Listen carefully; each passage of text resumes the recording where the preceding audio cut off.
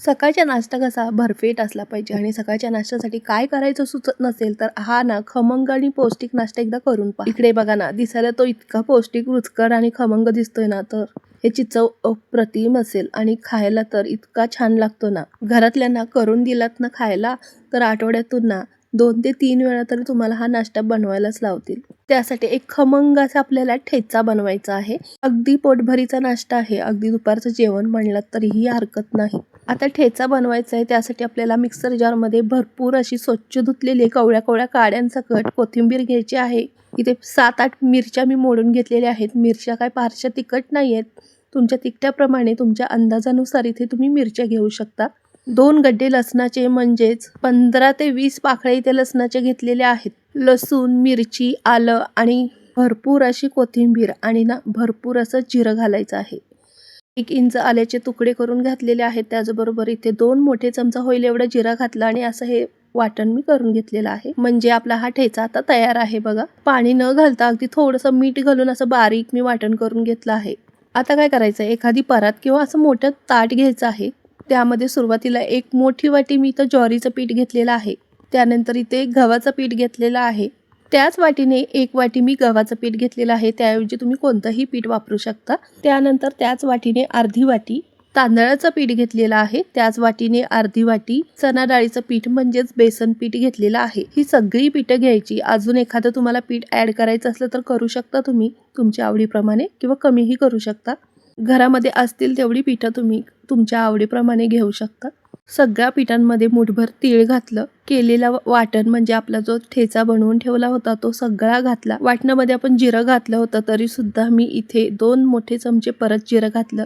आता तुम्हाला दाखवला तेवढा मी ओवा हाताने चोळूनच घातला आहे। ओवा पण भरपूर घाला, खमंग, रुचकर आणि पौष्टिक अशी रेसिपी तयार होते आपली। आणि ओव्याने खूप छान फ्लेवर येतो, त्याचबरोबर पचायलाही हलका पदार्थ आपला तयार होतो। जिरे तर आपण भरपूर असं टाकलेलं आहे। त्याचप्रमाणे आता 2 मोठे चमचे होतील एवढे धने पावडर आपल्याला टाकायचं आहे। 1 मोठ्या आकाराचा कांदा बारीक चिरलेला टाकलेला आहे। भरपूर अशी बारीक चिरलेली परत कोथिंबीर टाकली आहे। या ठिकाणी तुम्हाला एखादी भाजी ऍड करायची असली तर तीही बारीक चिरून तुम्ही यामध्ये टाकू शकता। मी जेव्हाही करते तेव्हा बारीक चिरलेल्या भाज्याही टाकते, पण माझ्याकडे आज नव्हती। तुम्ही या ठिकाणी पालक, मेथी, शेपू कोणतीही भाजी तुमच्या आवडीप्रमाणे बारीक चिरून यामध्ये टाकू शकता। खूप छान पौष्टिक नाश्ता होता आपला। त्याचप्रमाणे इथे मी अर्धा चमचा हळद, 1 चमचाभर मीठ या पिठाच्या चवीनुसारच, आणि त्याचप्रमाणे 1 ते 1.5 चमचा चटणी म्हणजेच कोल्हापुरी घरची चटणी, कांदा लसूण मसाला यामध्ये टाकलेला आहे। तुम्ही तुमच्या आवडीप्रमाणे यामध्ये चटणी किंवा तिखट पावडर, गरम मसाला वगैरे काहीही टाकू शकता।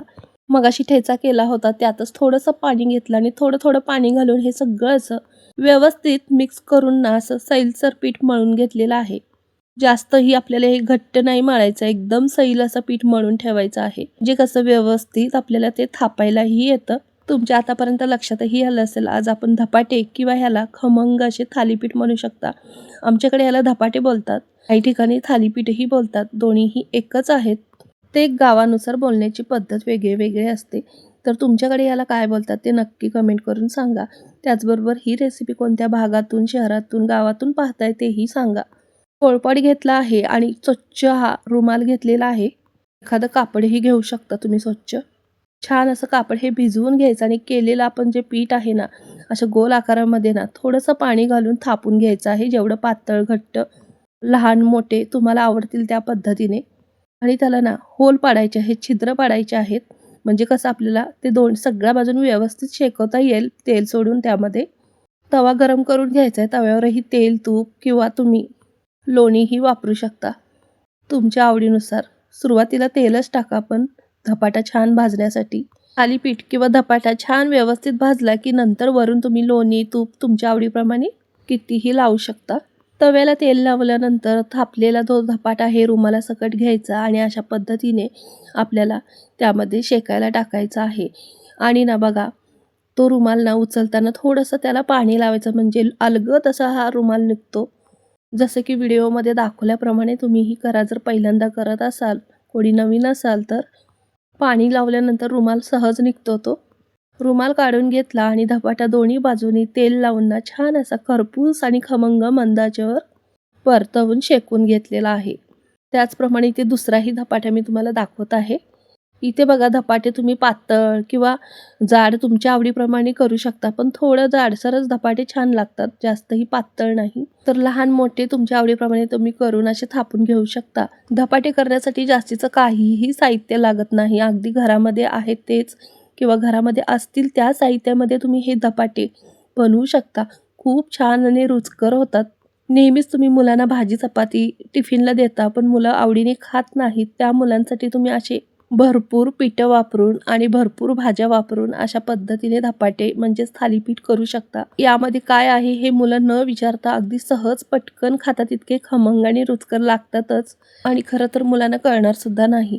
मुलं भाकरी खायला मागत नाहीत ज्वारीची किंवा भाज्या खायला मागत नाहीत. अशा वेळेला आपण जे पदार्थ मुलं खात नाहीत त्याच पदार्थापासून असं काहीतरी वेगळं असं त्यांना करून द्यायचं, म्हणजे ते बरोबर आवडीने खातात आणि मिळायचे ते पोषण तत्व त्यांना मिळतात. मुलेच काय, रोजच्या नाश्त्यासाठी किंवा जेवणासाठी मोठेही नाकतोंड मुरडायला लागतात. भाजी चपाती खायचा खूप म्हणजे खूप कंटाळा येतो. अशा वेळेला असे धपाटे आपण अगदी सहज 10 मिनिटात बनवू शकतो. त्याचबरोबर घरच्या साहित्यामध्ये फक्त नाश्ताच नाही, दुपारचं जेवणही होतं. आता यासोबत ना म्हणजेच हे गरमागरम धपाटे, त्याच्यासोबत मी काळ्या वाटाण्याची उसळ आणि त्याचबरोबर काळ्या वाटाण्याचा भात केलेला, आणि तीही रेसिपी तुम्हाला हवी असेल तर तुम्ही नक्की सांगा कमेंट करून. मी रेसिपी तुमच्यासाठी शेअर करीन. तुम्ही तुमच्या पद्धतीने थालीपीठ बनवतच असाल किंवा धपाटे, पण या माझ्या पद्धतीने एकदा नक्की बनवून पहा, खूप छान होतात.